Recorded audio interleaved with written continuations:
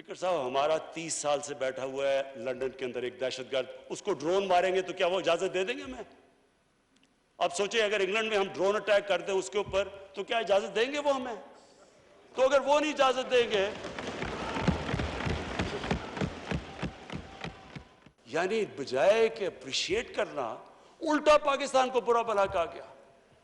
तो स्पीकर साहब, इससे हमने एक सबक सीखा, कभी कभी इस कौम ने किसी के लिए, किसी खौफ से, हमने अपनी सॉवरेनिटी के ऊपर कॉम्प्रोमाइज नहीं करना।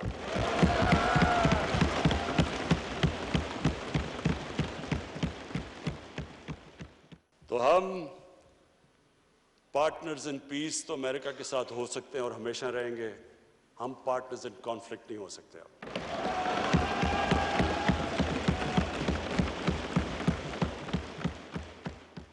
इसका सिर्फ एक रास्ता है, ईवीएम मशीन्स। वो क्यों है? क्योंकि ईवीएम मशीन जैसे इलेक्शन खत्म होता है, बटन दबता है, रिजल्ट आ जाता है।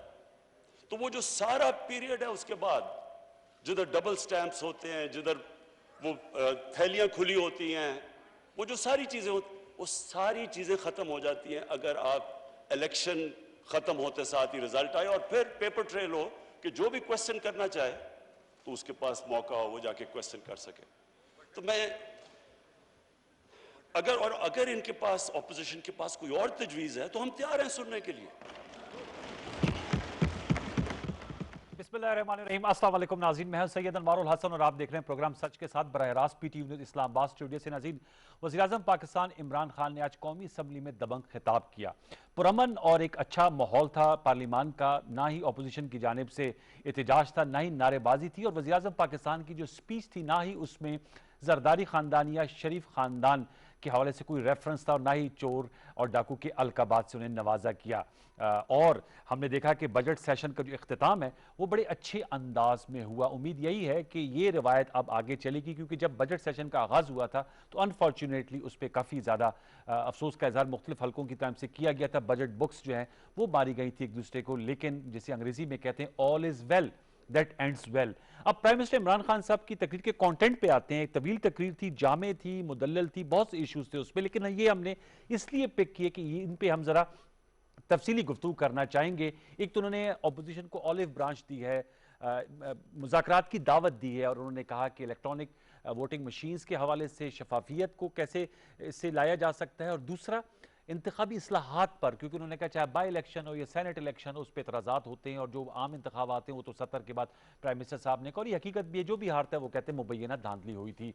फिर फॉरेन अफेयर्स पर भी उन्होंने गुफ्तगू की, और इस हवाले से बड़ी क्लैरिटी और डेयरिंग स्टेटमेंट्स दी, चाहे वो पाक यूएस रिलेशंस हैं, चाहे वो माजी के साबिक सदर परवेज़ मुशर्रफ के दौर में किए गए इकदामात हों या ड्रोन अटैक्स हों, और अफगानिस्तान सिचुएशन पर कश्मीर के हवाले से बात की। इन तमाम पर आज गुफ्तगू करेंगे। हमें स्टूडियोज़ में ज्वाइन किया हमारे नायब मोहतरम है, ऑनरेबल फेडरल मिनिस्टर हैं for science and technology, senator Shibli Faraz साहब। बहुत शुक्रिया फराज साहब कि आपने हमें वक्त दिया। गुफ्तगू आगाज चूंकि आपकी वजारत उससे डील भी कर रही है, मैंने देखा प्राइम मिनिस्टर साहब, प्रेसिडेंट साहब के साथ भी आपने मीटिंग की। इलेक्टोरल रिफॉर्म्स, उसमें ईवीएम का बड़ा क्रिटिकल किरदार बताया जा रहा है। मैं जानना चाहूंगा, जरा हमारे जरूर व्यूअर्स को बताइएगा, इस ईवीएम के आने से शफाफियत को कैसे इंश्योर किया जाएगा, और इसमें और आम जो मैनुअल वोटिंग है उस पर क्या फर्क है? देखिए जी, पहली बात तो ये, जिस तरह के प्राइम मिनिस्टर साहब ने भी जिक्र किया और आपने भी इसका जिक्र किया कि इलेक्शंस हमारे जितने भी हुए हैं उसमें हमेशा कंट्रोवर्सी रही है। नतीजतन एक ऐसा माहौल, तल्ख माहौल बन जाता है, और वो एक पार्लियामेंट की जो उसकी जो सैंक्टिटी है वो जो है कंप्रोमाइज़ होती है, और उससे हमेशा जो है ना एक तलखी भी रही है और एक सवालात भी उठते हैं। इस चीज़ को हल करने के लिए देखें, प्राइम मिनिस्टर ने यही कहा कि ये तो, लेकिन जब आप एक चीज़ करते हैं उसका गलत नतीजा निकलता है, एक चीज़ करते हैं उसका बारहा रिपीट करते हैं और वही गलतियाँ, वही उसका रिजल्ट आता है, तो फिर आपको सोचना चाहिए कि जी अब हमें कुछ इसको तब्दील करना चाहिए, सिस्टम को क्या एक तरीका इख्तियार किया जाए जिससे कि ये जो इलेक्शंस जो कि मुतनाज़ा रहते हैं हमेशा, उसमें एक ऐसा कोई तरीका इख्तियार किया जाए जिससे कि हारने वाला भी उसको माने और जीतने वाला भी उसको ये यकीन हो कि वो जीत गया। अब ऐसी सूरत हाल में जो प्राइम मिनिस्टर साहब ने जो एक तरीका दिया वो था टेक्नोलॉजी का इस्तेमाल। टेक्नोलॉजी का इस्तेमाल ये है कि इसमें कम से कम जितनी भी लोगों की इन्वॉल्वमेंट होगी उससे इलेक्शन ज़्यादा शफाफ होगा। ठीक है। तो इलेक्ट्रॉनिक वोटिंग मशीन्स मुख्तलिफ मुल्कों में चलती भी हैं, कुछ में अपनी उनकी लोकल वो होती हैं, कुछ में इम्पोर्टेड, हाँ कुछ की इम्पोर्टेड होती हैं। तो हमने जो है जब मैंने इस वजारत का कलंदान संभाला, देखिए पहली मशीन जो बनी थी हमारी, जो EVM जो दिखाई भी गई है प्राइम मिनिस्टर को ऑन डिफरेंट ओकेजन या पार्लियामेंट में रखी गई है, ये 2014 में बनी थी। अच्छा, ये 2014 में बनी थी, तो जाहिर है कि 2014 के बाद टेक्नोलॉजी में काफ़ी इंप्रूवमेंट्स आई हैं, तब्दीलियाँ हुई हैं। तो प्राइम मिनिस्टर साहब ने मुझे ये पहला जो टास्क दिया वो यही था कि इसको हमने बनाना है अपनी ही मुल्क में, और कोशिश यही करनी है कि इसको हम जल्द से जल्द बना लें। 2018 के इलेक्शन में इनका ट्रायल तो नहीं हुआ था? नहीं, ये तो बिल्कुल अभी मैं जिस तरह कह रहा हूँ ना कि अभी हमारी जो इदारे की जो यूनिवर्सिटीज़ हैं और इदारे हैं वो मिलके जो है ये बना रहे हैं। ठीक है। और उसका हर चीज़ जो है वो हमारा लोकली मैन्युफैक्चर्ड होगा, बिकॉज ज़ाहिर है कि तादाद भी काफ़ी चाहिए होती है इलेक्शन के लिए, और हम चाहेंगे कि अगर उसमें कोई बैरूनी दखल ना हो, वरना इंपोर्टेड मशीन्स की ऑप्शन भी मौजूद है जिसमें कि हमें वो भी दिखाई गई हैं प्राइम मिनिस्टर को। लेकिन जो हमारा पाकिस्तान में 2014 के बाद ये पहली दफ़ा होगा कि हमने पिछले 10 हफ्ते में दिन रात मेहनत करके, इस वक्त भी अगर हम जाएं तो वहाँ पे काम हो रहा होगा। अच्छा। और मैं अक्सर जाता रहता हूँ उस इंस्टॉलेशन पे जहाँ पे कि ये बन रही है, क्योंकि इसमें दो चीज़ें होंगी। एक तो ये होगा कि ये जो मशीन है वो हमारी तमाम तो देखिए अल्टीमेटली तो इलेक्शन कमीशन ऑफ पाकिस्तान ने इसका फैसला करना है, लेकिन जो रिक्वायरमेंट्स उन्होंने हमें दी थी वो सारी हमने इस मशीन में इम्बेड की हैं। अच्छा। यानी कि उनको हमने शामिल किया है, जो भी उनकी रिक्वायरमेंट्स थी हमारे लोकल उसमें कि जी अगर यहाँ तक के लोग कहते हैं ज्यादा गर्मी में ये काम करेगी। देखिए टेम्परेचर्स में -10 से लेकर 55 डिग्री तक का ये टेस्ट हमने ये किया है, इसको ये वो करेगी।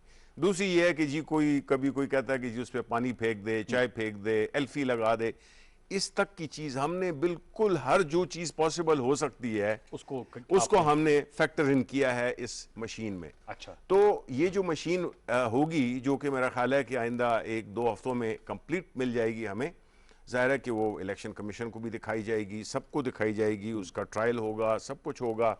तो उससे क्या होगा कि वो बड़ा सिंपल वो है। कुछ लोग उसके बारे में कहते हैं कि जी हैक हो जाएगी, कोई मैनिपुलेट हो जाएगी, ये हो जाएगा, वो हो जाएगा।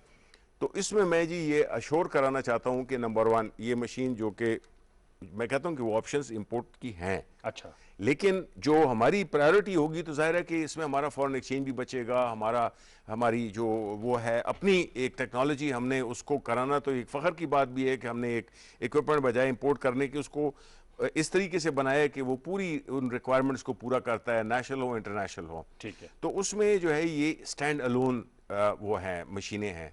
3 यूनिट्स हैं। एक है जो कि वेरिफिकेशन ऑफ द वोटर करती है। दूसरी है जिसमें कि पैड है, जिसमें कि बड़े क्लियरली वो निशान होंगे, नाम होंगे, जिसको कि वो आके प्रेस करेगा। और तीसरा यूनिट होगा उसका प्रिंटर का। तो आपके पास वो डिजिटल, वो आप जब प्रेस करेंगे तो आपका जो वोट आएगा वो आप देख सकेंगे, जी हाँ मैंने बल्ले को वोट दिया है।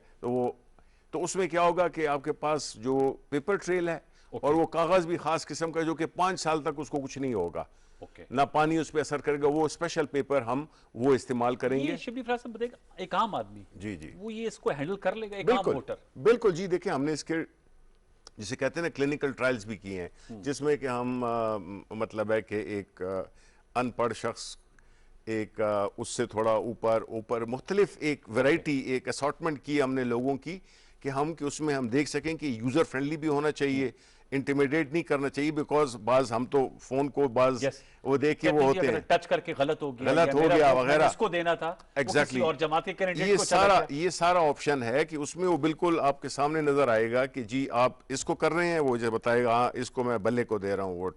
उसके बाद जो है तो वो ऑप्शन देगा कि हाँ जी अब आप प्रेस करें। वो प्रेस करेंगे और वो जी अब गिर भी रहा होगा, उस वक्त भी आपको वो नजर आएगा कि हाँ मैंने बल्ले को दिया था और बल्ले को ही वोट मिला है। तो स्टैंड अलोन से मुराद ये है कि उसकी कोई तारे वारे नहीं है। बैटरी लाइफ जो रिक्वायरमेंट होती है 15-16 घंटे की, वो इसमें 2 दिन की है। 2 दिन तक ये बैटरी, उसको कोई रिचार्जिंग की जरूरत नहीं होगी, वो उसमें वो उस पे चलेगा। ये जो होता है कि वोट पड़ने के बाद जो काउंटिंग का मरहला होता है उसमें ये हल्का एन 249 हो 10 का, उस पे ये इश्यूज आते हैं। बिल्कुल, बिकॉज वो देखे ना, वो तो सवाबदीद पे इंडिविजुअल्स की उस पे होता है। इसमें तो जो ही वोटिंग खत्म होगी, टाइम होगा, वही इलेक्शन कमीशन का ऑफिसर उसमें एक वो पिन नंबर डालेगा जो कि वो पोलिंग खत्म हो गई। उसके 2 मिनट बाद वो जो है तो उसको प्रेस करेगा तो उसमें आ जाएगा कि जी बल्ले ने कितने वोट लिए, दूसरे ने कितने लिए, तीसरे ने कितने लिए, चौथे ने, पूरे वो, और फॉर्म 45 भी वो प्रिंट करेगा। वो इलेक्शन कमीशन का जो ऑफिसर होगा वो उसको वेरीफाई करेगा, सारों के पोलिंग एजेंट्स बैठे होंगे, तो हर चीज सामने है, ना कोई तारें आ रही हैं ना कोई जा रही हैं। और जहां तक कि कोई इलेक्ट्रॉनिक पार्ट का जहां तक ताल्लुक है, देखिए हमारा तो मकसद, ये प्राइम मिनिस्टर क्यों कह रहे हैं, मकसद तो ये है ना कि वो ऑब्जेक्टिव अचीव करे जिसमें कि किसी को एतराज ना हो। हम ये मशीन है जो वो है, हम दिखाएंगे उसकी जो सर्किटरी है, सब कुछ ऑपोजिशन को दिखाएंगे, वो अपनी तसल्ली करें, अपने बंदे लाएं। ये तो नहीं कि इलेक्शन की तरफ से आया कि जी कोई प्रोग्राम ऐसा कर दिया जाए जिससे वोट मैनिपुलेशन हो जाए, और वो आरटीएस का भी एग्जांपल देते हैं, वो भी रिजल्ट ट्रांसमिशन सिस्टम का बैठ गया था। नहीं, वो तो एक ऐसा चीज था ना कि जो उसको एक बैठ नहीं जाएगी। नहीं, ये नहीं बैठेगी। उसमें यह था कि वो एक सेंट्रलाइज सिस्टम था जी, उसमें जो है तो प्रॉब्लम हो सकते हैं। ये तो बिल्कुल ऐसा है जैसे कि आपका अलहदा चीज है जिसकी कि ना कोई तार कहीं जा रही है, ना इसमें कोई सिग्नल्स आ रहे हैं, प्रोग्रामिंग तो नहीं की जा सकती। नहीं, वो तो देखिए ना, हम तो यही कहते हैं कि ये तो आप रैंडमली, हम अपोजिशन को भी कहेंगे, ज़ाहिर है इलेक्शन कमीशन अपने टेक्निकल एडवाइजर्स भी उन्होंने मुकर्रर किए हैं, वो इसको वेट करेंगे, ठीक है ना। और हक बनता है, सच्ची बात है, हक बनता है। हर अपोजिशन की जगह पे मैं होता, मेरे भी सवालात उठते, लेकिन मैं ओपन माइंड के साथ उसको देखता। ये नहीं कि मैंने फैसला कर लिया जिस तरह के अभी अपोजिशन ने पिछले दिनों में कि जी इलेक्टोरल रिफॉर्म्स है, नहीं हम इससे बात ही नहीं करते, अभी भी देखे भी नहीं है कि क्या इलेक्टोरल रिफॉर्म्स हैं, और आप उसकी मुखालिफत कर रहे हैं। तो देखें, ये किसी एक पार्टी के लिए नहीं है, ये पूरे मुल्क के है, मुल्क की जमहूरियत के लिए है, मुल्क के इलेक्टोरल प्रोसेस को ज़्यादा ट्रांसपेरेंट करने का और उन वजूहात को एड्रेस करना जिसकी वजह से हमारे इलेक्शन हमेशा कंट्रोवर्शियल रहे हैं। सेनेट, चूंकि आप सेनेट में भी 2 मरतबा मुंतखब होकर आए, सेनेट इलेक्शन की भी आज प्राइम मिनिस्टर साहब ने बात की, आप समझते हैं उसमें भी अपोजिशन को इंगेज करने की जरूरत है, और कैसे इंगेज किया जाएगा? इलेक्शन कमीशन को भी के फोरम पर हो सकता है, पार्लियामेंट में आज एक अच्छी ट्रेडिशन देखने में मिली। वैसे ही बताइएगा ये टर्न अराउंड कैसे हुआ, ये भी जरा व्यूअर्स सुनना चाहेंगे, क्योंकि जिस दिन बुक्स भी लग रही थी तो मैं प्रेस गैलरी में था, आप वहां मौजूद थे, अगर आप मार नहीं रहे थे लेकिन you are there. How it all changed? नहीं, देखें, एक तो ये है कि खुद कईयों को खुद एहसास नदामत होता है क्योंकि जब टीवी पे इमेजेस देखते हैं, फिर हर एक के जो फैमिली फ्रेंड सब कुछ है वो होता है, फिर ऑब्वियसली एक तय ये हुआ मिनिमम एक SOP से बने जिसमें कि जी हम एक दूसरे को सुनेंगे, स्पेशली जब प्राइम मिनिस्टर बात कर रहे हों। हमें तो कोई वो नहीं है, हमें तो ये जब प्राइम मिनिस्टर ने पहली दफ़ा तकरीर की थी, जब वो उन्होंने हल्फ उठाया था या उन पे जो वोट ऑफ कॉन्फिडेंस जो वोट के जरिए जो इलेक्ट हुए असेंबली में, तो तकरीर करने लगे, अपोजिशन ने नहीं तकरीर करने दी। हालांकि उस वक्त तो कोई क्या गिले शिकवे हो सकते हैं, बिकॉज हुकूमत बने हुए हमारे 3-4 मिनट हुए थे। फिर इस तरह तो ये एक अच्छी ट्रेडिशन है जो कि शुरू हुई है, और मेरा अपना ज़ाती ख्याल यही है कि देखें जो प्राइम मिनिस्टर साहब ने जो बातें की हैं वो हर पाकिस्तानी उसको बड़े उससे एक तो बड़ी ही मैं समझता हूँ कि प्राइम मिनिस्टर ने कि अगर आप टॉप 5 तकरीरें आप अगर ले लें तो उसमें से ये आज उनका कंटेंट में जिक्र नहीं था, ना शरीफ ब्रदरान का, ना आसिफ जरदारी का। बातें उन्होंने, देखिए उनकी जाती दुश्मनी किसी के साथ नहीं है, ना आसिफ जरदारी के साथ है, ना शहबाज शरीफ के, ना नवाज शरीफ, किसी के साथ नहीं है। बात ये है कि जो वो बात कर रहे थे उन्होंने हवाला दिया है कि सलाउद्दीन उसका खिलजी का वो इनका सबका वो हवाला दिया है। बेसिकली मैसेज क्या है कि जब आपके मुल्क में इंसाफ हर एक के लिए बराबर होगा, कानून गरीब और अमीर सब के लिए एक होगा, तो फिर जो है आपके मुल्क में एतमाद भी आएगा, लोग आगे भी आएंगे।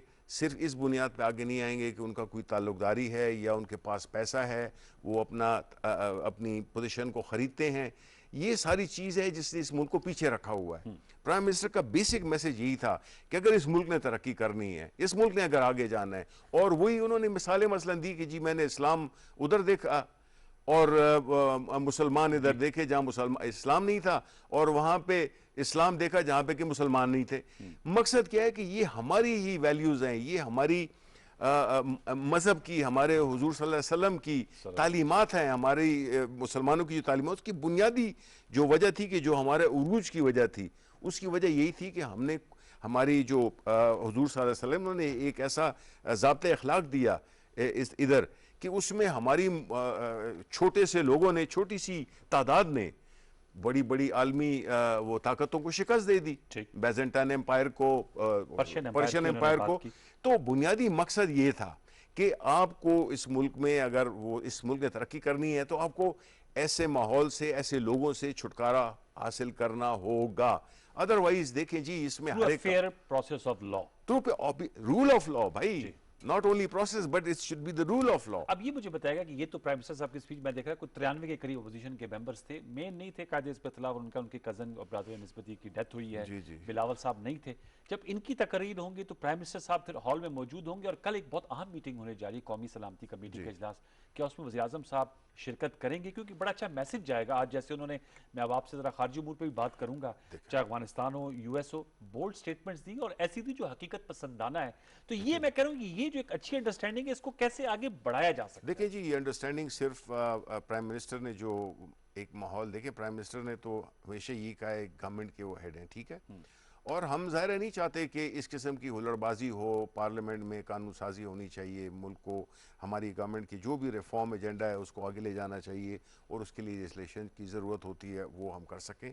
लेकिन जब अपोजिशन इसको एक ख़ास मफादात को डिफेंड करने लगे, चाहे वो ज़ाती हों या एक ख़ास ग्रोह के हों या एक ख़ास तबके के हों, तो उसमें फिर मसाइल तो आते हैं। आज जो प्राइम मिनिस्टर साहब ने जो बातें की हैं, वो बुनियादी तौर पे हर पाकिस्तान की दिल की आवाज़ थी जी।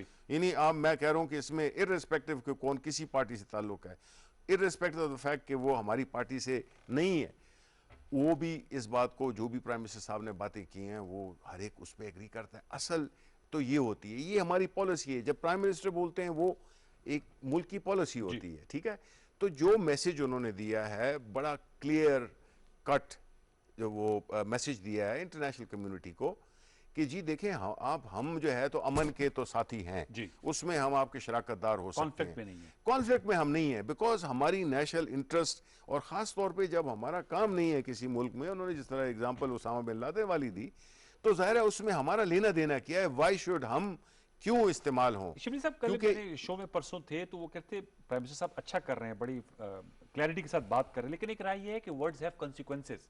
देखें आपकी क्या राय है? नहीं, एब्सोल्युटली नॉट उन्होंने कहा, it's a very good word, बड़ा क्लियर नहीं, लेकिन वो कहते हैं सुपर पावर है, देखिए इसमें कोई शक नहीं है, देखिए इसमें कोई शक नहीं है, हम सारी उम्र वो रास्ता हमने इख्तियार किया है ना, हम हमेशा इसी उसमें रहे हैं कि जी ज़रा अदब से, क्योंकि वो कोई खफा ना हो जाए हमसे, क्योंकि बड़े ताकतवर हैं, बड़ा हमें ये है, इस वजह, इससे हम किधर पहुंचे हैं, हम इधर ही हैं ना जिधर के स्ट्रगल ही कर रहे हैं ना। या तो ये है कि हमारी उनको किसी को खुश करने की नतीजे में हमारा मुल्क प्रॉस्परस हो गया होता, हमारे मुल्क में खुशहाली आ गई होती, हमारे मुल्क में तरक्की हो रही होती, हमारे मुल्क में तालीम होती, सेहत होता, सब कुछ होता, फिर तो समझ में आती है भाई जब आप ये सब कुछ करते भी रहे हैं, जितने माजी के हुक्मरान थे वो यही करते रहे हैं कि खुश करने के लिए ये खफा ना हो जाए, वो ना हो जाए, बल्कि कुछ तो उनसे जो है तो अपने इक़्तिदार के लिए भी लॉबिंग करते थे, क्योंकि उन लोगों की, देखिए अंडरस्टैंडेबल है कि उन लोगों की जायदादें, एसेट्स, इंटरेस्ट उन बैरून ममालिक में हैं। प्राइम मिनिस्टर इमरान खान को इस चीज़ों की परवाही नहीं है, क्योंकि उसका कोई एसेट बायर है ना, वो दिलचस्पी रखते हैं ना, उनका कोई कारोबार है। ऐसा लीडर हमें चाहिए, ऐसा लीडर चाहिए जो कि किसी भी वजह से दबाव में है, हुकूमत चली जाएगी, खान साहब ने एक से कई ज्यादा दफा कहा है, बी इट, लेकिन हमने तो वो रास्ता अब इख्तियार करना है, क्योंकि जिस रास्ते पे हम चलते आए हैं ना, उसने पाकिस्तान को कर्जों में डुबोया है, उसने तरक्की में हमें पीछे रखा है, हमारे यहाँ सोशल, हेल्थ, एग्रीकल्चर, सारी चीजों में हम पीछे रह गए हैं। ठीक, तो अब हमें रास्ता बदलना होगा। जिस तरह मैं कह रहा था कि अगर भाई इलेक्ट्रॉनिक वोटिंग अगर मदावा है, तो उस टेक्नोलॉजी अगर मदावा है, यही मदावा है और कोई मदावा नहीं है किस चीज का, शफाफियत इलेक्शन नहीं, और कैसे हो सकता है। तो प्राइम मिनिस्टर ने तो कहा है कि अगर आपके पास कोई इससे बेहतर तजवीज है आप बताएं, हम सुनते हैं, हम बिल्कुल ओपन है। ये है जिसे कहते हैं ना सिंसेरिटी ऑफ पर्पस, कि प्राइम मिनिस्टर का मकसद ये नहीं है कि ईवीएम, कोई इन तीन लफ्जों से उनको कोई दिलचस्पी नहीं है। ये एक टेक्नोलॉजी का इस्तेमाल कि उस अमल को शफाफ बनाए जिसपे कि सारे एतमाद भी कर सकें और एतबार भी कर सकें और उसके नताइज को भी मान सकें। ये बुनियादी मकसद है। उसके लिए उन्होंने खुल्लम खुल्ला आज पार्लियामेंट में दी है जी। आप आए अपोजिशन से, मैं तवक्को करूंगा अगर आपके पैनल पे अभी कोई और आ रहा है आप उनसे पूछिएगा कि देखें जी, जब प्राइम मिनिस्टर ने ये ऑफर दे दी है कि अगर आपके पास इससे बेहतर तरीका है तो हमें बताएं, तो आप हमें बताएं, हम करने को तैयार हैं। ये प्राइम मिनिस्टर साहब ने कहा है, ठीक है, ये मैं नहीं कह रहा हूं। और उसमें समुद्र पार पाकिस्तानी के हवाले से जो शहबाज शरीफ साहब ने भी फार्मूला दिया, देखें उनका रिजेक्ट कर नहीं, उसकी वजह ये है ना, देखें ना, एक हमारा तो मकसद ये है कि जी जितने भी पार्लियामेंट में लोग आए ना उनको इलेक्शन के थ्रू आना चाहिए, ठीक है, चाहे वो सेनेट हो चाहे वो कोई भी हो, मकसद ही यही है। अब उस सूरत हाल में अगर आप किसी को सीट्स रिजर्व कर देंगे, अब देखें with all due respect to my female colleagues who have come on reserve seats, ठीक है, लेकिन वो तो इस वजह से कि इस मुल्क में है जी। अगर बाहर के लोगों को आपने पार्लियामेंट में लाना है तो रिजर्व सीट से क्यों आए, वो क्यों ना इलेक्शन लड़के क्यों आए? आप कहते हैं कि जी उनको पता ही नहीं है कि इस मुल्क में क्या हो रहा है। ये बड़ी अजीब सी बात की शहबाज शरीफ साहब ने। मकसद ये है कि जी देखें, हमने, आप समझते हैं कि नेशनल जो है जी वो वहां भी वोट दे और यहां भी वोट दे, आप समझते हैं ये ठीक है? क्या मतलब वहां से दे? जैसे दोहरी शख्सियत है किसी के पास, तो जाहिर बात है वो यूएस में फॉर सपोज इलेक्शन उसमें भी वोटिंग राइट होगा जी जी, तो आप समझते हो वहां भी वोट देने का एलिजिबल है, वो तो हो जाता है, और यहाँ का भी रहना होना चाहिए। कानून देखें, कानून तो इजाजत देता है। आप देखें ना कि हमारे कई जब क्रिकेट मैच होता है इंग्लैंड वगैरह में जी, आपने देखा है कि जो जब पाकिस्तान खेल रहा होता है तो वो सारे वो यूके पासपोर्ट होल्डर होते हैं जो सारे पाकिस्तान को बल्कि सबसे ज्यादा वो सपोर्ट कर रहे होते हैं, पुश कर रहे हैं, बिकॉज आपकी वो तो है ना। तो इसमें ये चीज देखें, ये इस पे भी तो देखिए बहस करने में क्या है, कोई वो तो नहीं है डिक्टेटरशिप के जी आपने ये इट्स माय वे और हाईवे, नहीं, हम तो ये कहते हैं कि भाई आप इस पे बहस करने के तैयार हैं? क्योंकि आज बाबर रहमान साहब ने जब बयान दिया था उन्होंने कहा कि क्योंकि ये तो तय हुआ था ना कि ये माहौल आपने जो लेजिस्लेशन की है वो उजलत में हुई है, और पीपल्स पार्टी बिलावल भुट्टो जरदारी साहब ने भी कहा कि दोबारा इस पे रिव्यू किया जाए। देखिए मकसद तो क्या है कि इसमें डिस्कशन हो, ये तो तब है ना कि जब कोई तैयारी नहीं हो। तो अब सेनेट की स्टैंडिंग कमेटी में शायद चली गई है जो, बिल्कुल स्टैंडिंग कमेटी में गई है, वहां पे हर पार्टी की नुमाइंदगी है, और बल्कि अभी तो चेयरमैन सेनेट ने यहाँ तक अभी लास्ट इजलास में हमने यही फैसला किया कि बाज़ पार्टी जिनकी कम सीटें हैं, चूंकि वो 5 से ज़्यादा कमेटीज़ के मेंबर नहीं हो सकते हैं, उनको भी बुलाया जाए ऑन स्पेशल इनवाइटी के तौर पे कि जो ये इलेक्टोरल या कोई भी ऐसा बड़ा इशू हो वो आके अपनी पार्टी का मौका भी दें और अपनी पार्टी की पोजीशन को भी वो करें। तो देखिए मकसद यही है कि हमने वो कानून साजी नहीं करनी है जो किसी खास तबके, खास पार्टी है, खास रूल, और हम यही उसके लिए हम आप दें, आरा दें, बिल्कुल उस पर डिस्कशन होगी और बेस्ट होगा, बिकॉज इससे बेहतर चीज़ हो क्या सकती है जिसपे सब स्टेक होल्डर्स उस एक चीज़ पे इत्तेफाक करते हो। ठीक कह रहे हैं, तो उससे तो बेहतर रिजल्ट आ ही नहीं सकते। एक छोटा सा वक्त वक्फे बताएंगे तो बजट के वाले से मैं आपसे जरूर जानना चाहूंगा। प्राइम मिनिस्टर साहब कह रहे थे ये बेस्ट बजट है जो पाकिस्तान की आइडियोलॉजी है उसके ऐन मुताबिक है, ख्वाहिशात को जाहिर करता है। इस पर भी अपोजिशन के कुछ नुकात है, छोटा सा वक्त रहते वक्फे के बाद आएंगे तो बजट जो अब पास हो चुका है और 1 जुलाई यानी कल से इसका इतलाक होगा, इस पर गुफ्तगू करेंगे सेनेटर शिबली फराज साहब से। हमारे साथ रहिए। वक्फा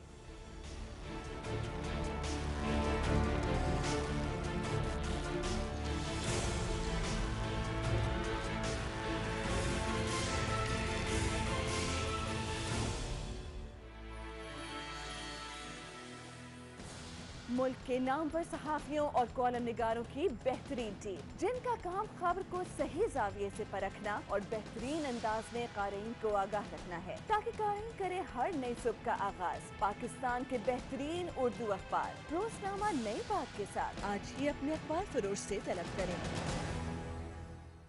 सीनियर सहाफ़ी जाहिद फारूक मलिक की ज़ेर अदारत जुड़वा शहरों से शाये होने वाला अखबार रोजनामा मेट्रो वॉच रवां बरस अपनी कामयाबी के 10 साल मुकम्मल कर रहा है। रोजनामा मेट्रो वॉच इस सिलसिले में तबातुर के साथ कामयाबी के इन 10 सालों के हवाले से खुसूसी अशातों का भी एहतमाम कर रहा है जिसमें खुसूसी मज़ामीन, इंटरव्यूज और फीचर्स शामिल हैं। आज ही अपने हॉकर से रोजनामा मेट्रो वॉच की कॉपी बुक करवाएं और विजिट करें www.metrovatch.com.pk। ये है 60 आवर्स टू ग्लोरी। बहुत ही जानदार शुरुआत हुई है हमारे इस प्रोग्राम की। रोशनियों के शहर की टीम, कराची जिंदा दिल। इसमें हर जवान का किरदार बहुत जरूरी होता है। कराची वर्सेस लाहौर, ये भी एक बड़ी ट्रेडिशनल राइवलरी है पाकिस्तान की। Biryani versus pulao. This is the spice of this competition. जंग में हिस्सा लेने के लिए मुकम्मल तौर पर तैयार हैं। तुर्की की टीम एक मजबूत मद्दे मुकाबिल साबित होगी। ये है हमारे सरफरोश गुजरावाला सरफरोश। इसका मेयार तमाम मुकाबलों से टफ रखा गया है। Team Sri Lanka. Help us to get the experience from this one. जब ये दुश्मन पर कहर बनकर टूटते हैं तो कहलाते हैं भावलपुर थंडर्स। मेरे ख्याल से एक जवान को मेंटल फिट होना ज्यादा जरूरी है। पूरे एतमाद नजर आ रहे हैं, बड़े कॉन्फिडेंट लग रहे हैं। मुकाबला कांटेदार होगा। पाकिस्तान जिंदाबाद। 60 hours to glory।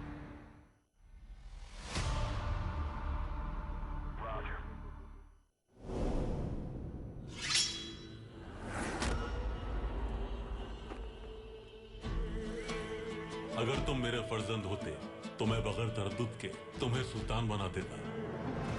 मेरे लिए इंसाफ का खिदमतगार बनना जहान का सुल्तान बनने से बेहतर होगा।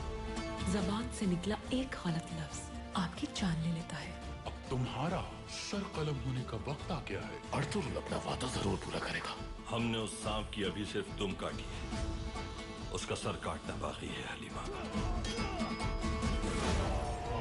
तलवारों की धार तेज कर लो। दुश्मन ने हमारी कमजोरी से फायदा उठाया है। आज के बाद अपनी बातें अपने पास ही रखो। तो वक्त आएगा तो सारी दुनिया देखेगी कि तलवार किसकी गर्दन पर हावी है। जरूरत कैसे हुई तुम्हारी? ये इल्जामात आपको वापस लेना होंगे।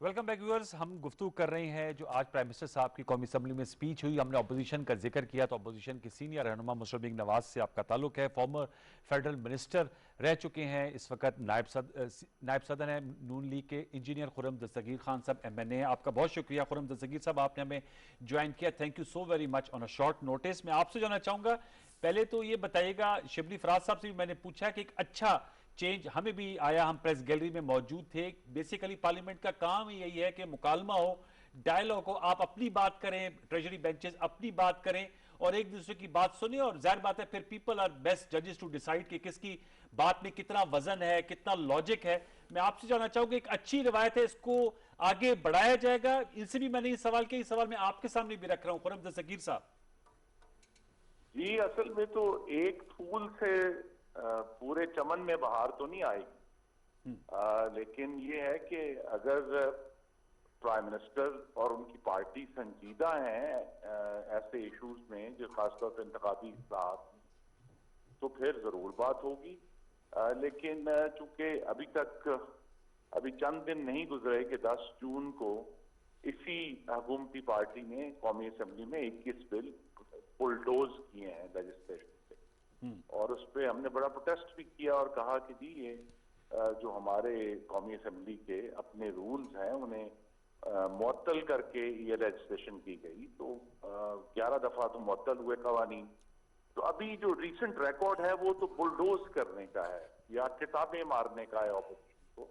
लेकिन अगर प्राइम मिनिस्टर ने कोई ऑफर की है तो हम तो इंतजार करेंगे कि वो उनकी जो गुफ्तगू है वो हुकूमती पार्टी के अमल में जाहिर हो, तो एक सेहतमंद डायलॉग हो जाएगा और हम इलेक्टोरल रिफॉर्म पे बात कर पाएंगे। अगर फिर वही पुरानी आदत आ गई जो आज की तकरीर में नहीं थी कि ऑपोजिशन को ताने देने हैं, उन पर इल्जाम लगाने हैं, फिर मामला खराब होगा। और ये भी हमने देखना है कि जो आज प्राइम मिनिस्टर ने जो तकरीर पूरी की है, देखिए पाकिस्तान के लोग जो भूखे हैं, परेशान हैं, वो भाषण से तो उनकी भूख दूर नहीं होगी ना। जिस तरह एक प्राइम मिनिस्टर ने फॉरेन पॉलिसी पे के बाद गैरत के ऊपर गुफ्तगू की, तो गैरत और ललकारों से तो फॉरेन पॉलिसी नहीं चलती। लेकिन अगर प्राइम मिनिस्टर कल से अपनी सीरियसनेस का और जो उनकी न्यू फाउंड मतानत है अगर उसका इजहार करते हैं तो हम भी रेसिप्रोकेट करेंगे। मुझे बताएगा थोड़ा सा इलेक्टोरल रिफॉर्म से, शिबली फराज साहब चूंकि वजारत है और ईवीएम्स की, इस पे मैंने इनसे तफसीलन बात की। मैं आपसे जानना चाहूंगा, आपने मुतअद्दिद पार्लिमानी इलेक्शन लड़े हैं और काफी दफा आप जीते हैं। ये तो एक तयशुदा बात है कि जो हारता है, 2013 में आप लोग जीते तो पीटीआई ने कहा कि धांधली हुई है, 2018 में ये जीते तो आपने कहा कि धांधली हुई, और then you know this saga continues on. आप समझते हैं कि टेक्नोलॉजी के इस्तेमाल से, जैसे आज प्राइम मिनिस्टर साहब भी कह रहे थे कि क्रिकेट में भी न्यूट्रल अंपायर्स आए हैं, लिहाजा किसी आउट होने वाले या जीत जाने वाले को कोई गिला शिकवा नहीं होता। खुर्रम दस्तगीर साहब, पीएमएलएन सपोर्ट करती है कि जो आप जिद्दत है, जो टेक्नोलॉजी, उसका इस्तेमाल अमल में लाया जाए ताकि हारने वाले को कोई इतराज ना हो और शफाफियत का मेयार कायम रहे। ये पहली बात तो ये है कि आपके नाजरीन को ये समझ आनी चाहिए कि 2018 में जो धांधली हुई थी वो मावराए आइन थी, उसका इलेक्शंस एक्ट 2017 से या टेक्नोलॉजी से कोई ताल्लुक नहीं था। आप लोग आरटीएस का कहते थे ना? जी, जो टेक्नोलॉजी का इस्तेमाल किया गया उस मुदाखलत को इंस्ट्रूमेंटलाइज करने के लिए कि जी कहा गया कि जी 4 घंटे के लिए आरटीएस बंद है, लिहाजा नतीजे कोई इशू नहीं किए जा सकते, और वो फिर एक बहुत ही अनफॉर्चुनेट इंसिडेंट हुआ अक्रॉस द कंट्री। तो जो रिफॉर्म बड़ी अच्छी बात है, हमें इस पर मजीद बात करनी चाहिए कि किस तरह बेहतर होगा, लेकिन इलेक्ट्रॉनिक वोटिंग मशीन इसका हल नहीं है। दुनिया के जो एडवांस तरीन ममालिक हैं, जिनमें जर्मनी है, नेदरलैंड्स है, यूनाइटेड किंगडम है, वहां इसको ट्राई किया गया है, और इसमें सबसे आई थिंक यूजफुल और पढ़ने वाली चीज जो है वो जर्मनी का जो फेडरल सुप्रीम कोर्ट है उसने 2009 में इसको गैर आईनी करार दिया 3 बुनियादों पे। ये 3 जगहों पे जहां वोट जिस तरह डाला जाना है उसको काउंट किया जाना है और बाद में उसकी टैबुलेशन होनी है, इन तीनों चीजों की चूंकि शफाफियत नहीं होती इलेक्ट्रॉनिक मशीन में, लिहाजा जो है ये उन्होंने तो गैर आईनी करार दे दिया, लेकिन नेदरलैंड ने उसी बुनियाद पे कहा कि हम इसको इस्तेमाल नहीं करेंगे, बल्कि वो वोट सिर्फ गिनने के लिए इलेक्ट्रॉनिक मशीन इस्तेमाल करते थे, उन्होंने उसका इस्तेमाल भी तर्क कर दिया है। तो पाकिस्तान जैसे मुल्क में जरूर एक आगाज करें आप महदूद जगहों से।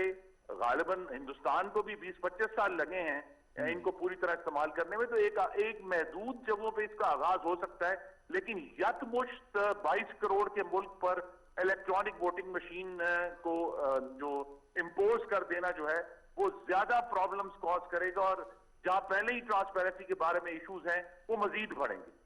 मुतबादिल क्या है इसका सर? फिर मैं शिबली साहब से आपकी मौजूदगी में जवाब लूंगा। आपका मुतबादिल तजवीज क्या है?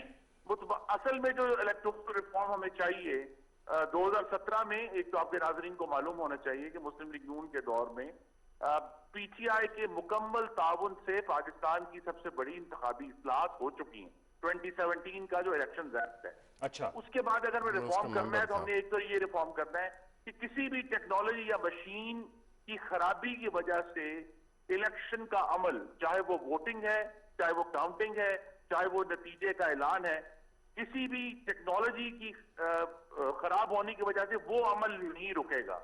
दूसरा, ये अब हमें लिखना पड़ेगा कानून में कि पोलिंग स्टेशन के अंदर सिक्योरिटी का कोई एहलकार नहीं जा सकता जब तक उसको प्रिजाइडिंग अफसर जो है बाकायदा रिपोर्ट करके कॉल ना करे कि यहाँ गड़बड़ हो रही है। अदरवाइज हमने पिछली दफा देखा कि हर बैलेट बक्स के ऊपर एक सिक्योरिटी एहलकार खड़ा था, जिसकी वजह से बहुत ज्यादा पेचीदगियां पैदा हुई और परेशानी हुई।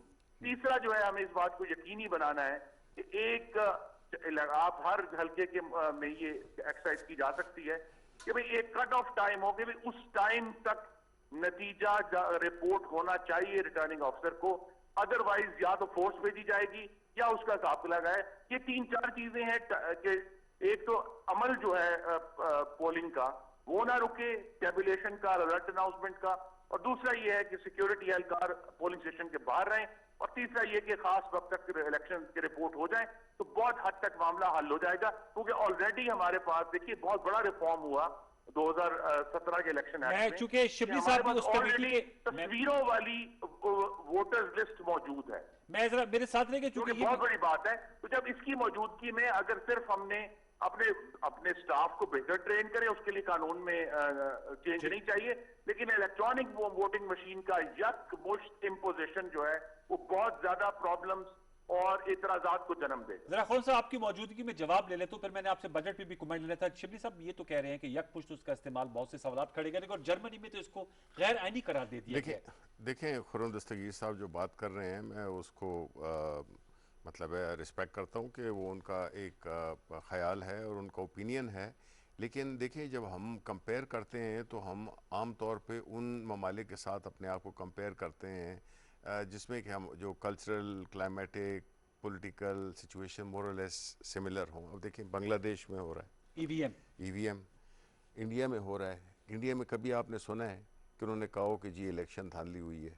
कभी भी नहीं हुई है। कितना बड़ा मुल्क है, कितने कॉम्प्लेक्स उनकी पॉलिटिक्स है, लेकिन हमने कभी नहीं सुना कि उनकी वोट में वो हो। दूसरी बात कि जहाँ तक ये कह रहे थे कि 25 साल उनको लगे हैं, तो इंडिया को लगे हैं, तो हम ये कहते हैं कि अगर 25 साल, अब कुछ चीज़ें थी जो हमारे वालिदैन ने जहाँ पे छोड़ा तो हमने उससे आगे शुरू करना है ना। हमने तो नहीं है कि हमने भी वही तजुर्बात से गुजरना है जो कि वो गुजरे थे, तो वो नहीं है। Technology is a great equaliser. ये एक बड़ी एक जो दुनिया है ना टेक्नोलॉजी की, वो एक उसने एक ऐसा लेवल प्लेइंग फील्ड क्रिएट कर दी है जिसमें कि किसी के लिए किसी भी नेशन के लिए उठना बहुत ही आसान है। दूसरी बात ये है कि इलेक्शन में हमने ये देखा है कि इसमें मैं 2017 की कमेटी में था, मैं वो इसहाक डार उसको चेयर कर रहे थे। बहुत हमारी 5-6 महीने से ज़्यादा वो डिलिब्रेशन होती रही, और उसमें जब तय हो गया, ज़ाहिर है हमारी पार्टी के कुछ हमने डिसेंट नोट हमने जमा कराए जो कि उसके साथ अटैच हैं। असल प्रॉब्लम कहाँ पे होता है? जब वोटिंग ख़त्म हो जाती है और गिनने और रिजल्ट की पब्लिशिंग में मेन वो होता है। इस मशीन का ये एडवांटेज है कि वोटिंग पे कम ही एतराज़ात हुए हैं, ठीक है जी। मतलब वो वक्त भी था कि जी ठोस दिए गए कागज़, ठोस दिए गए बैलेट पेपर, हर मतलब है कराची में कुछ जगहों पे और मुख्तलिफ जगह पे कि जी इधर लाहौर में भी हुआ। हमने वीडियो की फिल्में भी देखें कि ठप्पे लगाए, इस किस्म की चीज़ें हैं। इस चीज़ को बुनियादी जो कॉमन है ना जितना भी है वो ये है कि जो रिज़ल्ट जब ख़त्म हो जाता है कि जी उनको निकाल दिया, ये हो गया, वो हो गया, और रिज़ल्ट सुबह आने में जिस तरह भी इन्होंने भी जिक्र किया इतना टाइम लगा। इसमें ये होगा कि जी जो ही ये ख़त्म होगा, आपके जितने भी नुमाइंदे 5-5 अब सजेस्ट कर रहे हैं कि हर उसके वो हों इलेक्शन जो कैंडिडेट है उसके 5-5 नुमाइंदे अलाउड हों। अच्छा, अब उससे होगा ये कि आपको 5 मिनट में रिजल्ट मिल जाएगा। आपने जो ही क्लोज पोलिंग टाइम क्लोज हुई, जैसे 5 बजे खत्म हुई, 5 बजे खत्म हुई, तो आपको लिटरली 6 बजे तक आपको इलेक्शन के रिजल्ट मिल जाएंगे। फॉर्म नहीं, और वो जो मैनिपुलेशन का कि जी वो जो टाइम पीरियड होता है ना जितना वो बढ़ता जाता है, देखिए पोलिंग खत्म होने और रिजल्ट्स के अनाउंसमेंट का जो वक्फा है, सारा जो इशू है वो उसमें ये एक कॉमन हमने देखा है जितने भी इलेक्शंस हुए हैं, और ये एक ऐसी चीज़ थी जिसको आप एड्रेस नहीं कर सके हैं। सारा वो जी चाहे इलेक्टोरल रिफॉर्म्स 2017 की हों, उससे पहले भी हुई होंगी, कोशिश यही है कि उस टाइम पीरियड को हम स्क्वीज़ कर दें to minimum half an hour to 1 hour. तो उसमें जो है ना फिर मैनिपुलेशन ये नहीं हो सकती है। बाज़ कितने ज़्यादा वोट्स होते हैं, हर एक के नुमाइंदे बैठे हुए हैं, बटन दब गया, उसी मशीन से ही आपको फॉर्म 45 भी मिलेगा। तो उसमें जो है ना हमने देखें पॉसिबिलिटीज़ को, आइडियल सिस्टम जिसे मैं कहता हूँ कि ये है, टेक्नोलॉजी है, इफ़ यू नो उस पर आप अमल दरामद करें, लेकिन आपको किसी मिनिमम जो खुर्रम साहब कहते हैं कि इसको कहीं पहले महदूद पैमाने में ट्राई कर लिया जाए। देखिए वो तो होगा, जैसे कोई ज़िमनी इलेक्शन अगर आता है। देखिए बिल्कुल बिल्कुल ये बिल्कुल तजवीज़ उनकी बड़ी मुनासिब तजवीज़ है। देखिए ये बिल्कुल मुनासिब तजवीज़ है और हम चाहते भी हैं एट द सेम टाइम, लेकिन हम ऐसे इलेक्शंस करना चाहते हैं जो कोई ज़िमनी इंतखाबात हो जाएं, कोई और छोटा इलेक्शन हो जाए, लोकल बॉडीज के होते हैं, लोकल बॉडीज का हो सकता है, जो कैंटोनमेंट में हो रहे हैं उसमें हो सकता है वो इमीडिएटली। समुद्र और पाकिस्तानी के हवाले से भी खुर्रम दस्तगीर साहब, ओवरसीज पाकिस्तानी के हवाले से आप लोग PMLN शहबाज शरीफ साहब ने पूरा बात की, उन्होंने कहा रिजर्व सीट्स कर लिए जाएं। आप समझते हैं रिजर्व सीट्स ही इसका हल है, या आप नहीं समझते कि हमारे पास उनके नुमाइंदे आए थे, वो कहते जी हम पाकिस्तान के हवाले से बड़े कंसर्न है, हमें सारा मालूम होता है पाकिस्तान के अंदर क्या हो रहा है। आपके गुजरांवाला, गुजरात, लाला मूसा, मंडी बहुत डायस्पोरा बाहर रहता है, उनसे हमारी इंटरेक्शन भी होती है। वो कहते हैं हमें सारा मालूम होता है, हमें भी वोटिंग राइट मिलना चाहिए। PMLN क्यों नहीं देना चाह रही? आप समझते हैं ये PTI के वोटर्स बन जाएंगे, या एक ये ज़हन में है, या क्या खदशात है? देखिए इसमें उनके हक राय दही के ऊपर तो कोई सवाल नहीं, अच्छा, सवाल इसी पे है कि या तो एक ऐसा इंतजाम किया जाए कि पाकिस्तान के सफारत खानों में वो लोग आकर अपने वोट कास्ट कर सकें, वो भी हमें बिल्कुल कबूल है। अच्छा, एतराज जो है ना वो इंटरनेट वोटिंग के ऊपर है, जिसमें एक बार फिर बहुत ज्यादा खदशात हैं कि हैक होगा, प्रॉब्लम बनेगी। हमें देखिए, मैं फिर दोहरा देता हूँ, तो टेक्निकल 3 अल्फाज हैं इलेक्ट्रॉनिक वोटिंग में और इंटरनेट वोटिंग में। जो 3 प्रोसेस है ना वोटिंग के, recording the vote, tabulating the vote, counting the vote, ये तीनों चीजें शफाफ नहीं होती।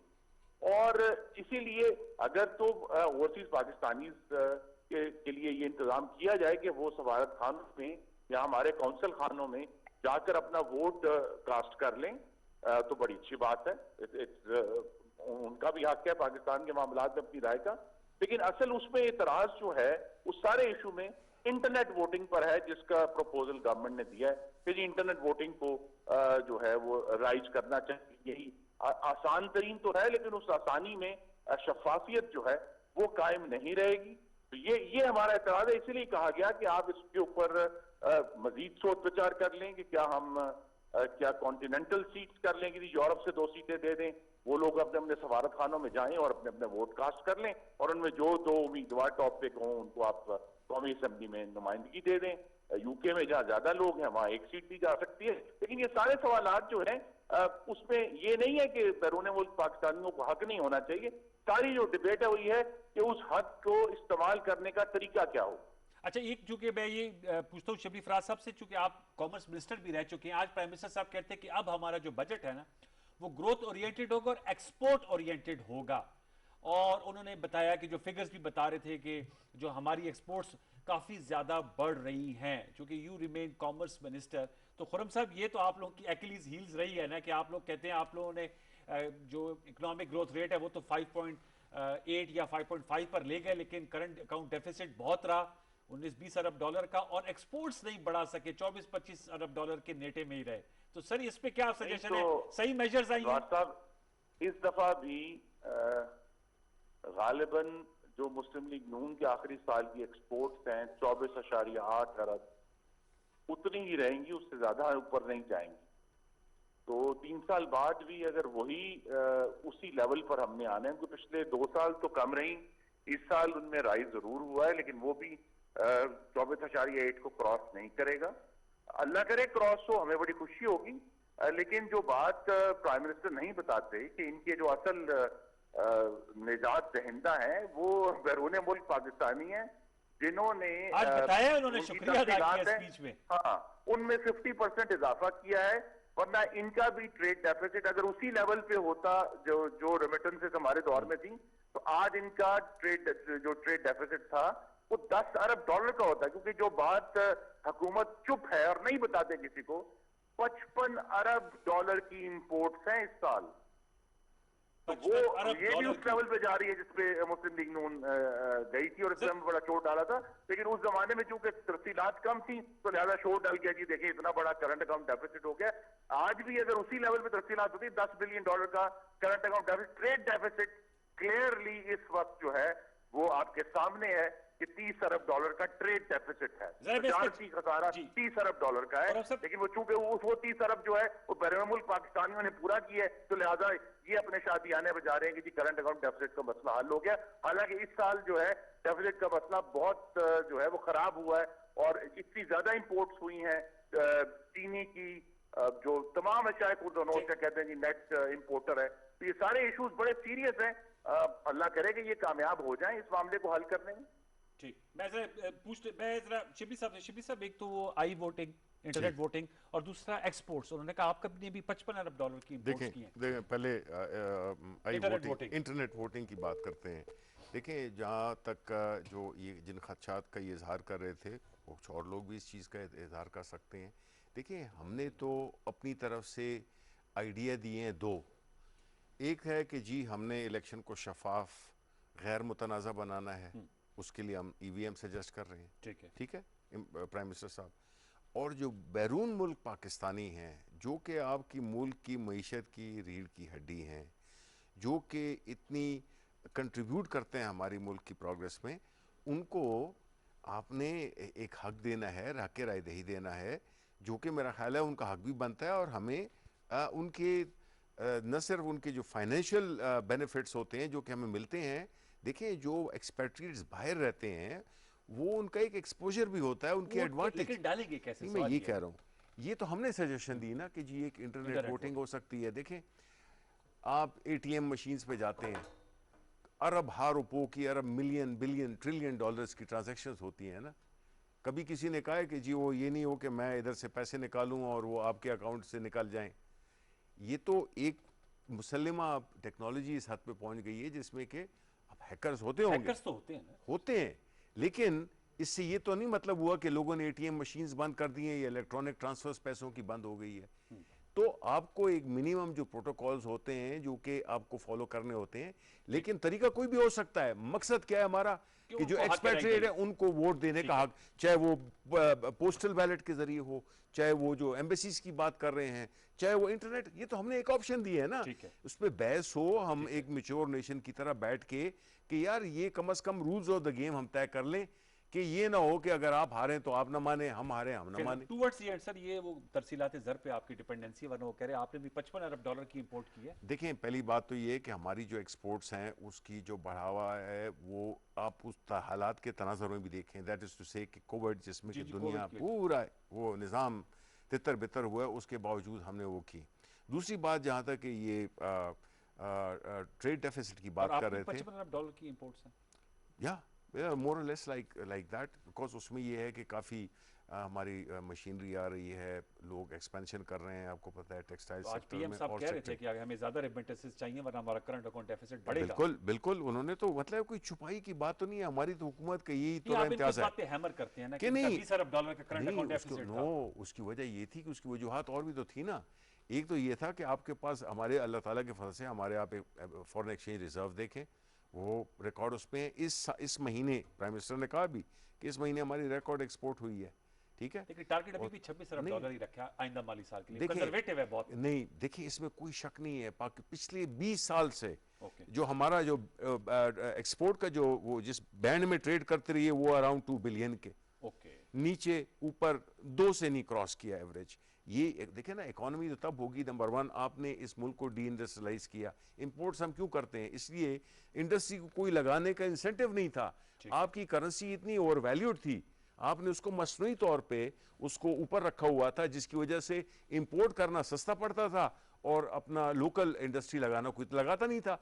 अब हमने इसको उसकी जो रियल हैसियत है उस पर हम ले आए हैं और इंशाल्लाह हम यही समझते हैं कि और जो ट्रेड जो बैलेंस जो इस तरह वो भी हुआ है कि इंपोर्ट, नॉर्मली फूड हम इंपोर्ट नहीं करते थे, एक्सपोर्ट करते थे, अब कर रहे हैं, अब हम इंपोर्ट कर रहे हैं कोई 7 बिलियन के करीब, उससे ज्यादा हमारी इंपोर्ट्स तो फूड की हैं, शुगर हो गया, वीट हो गया, फिर प्राइसेस भी इंटरनेशनल इतनी बढ़ी हुई हैं।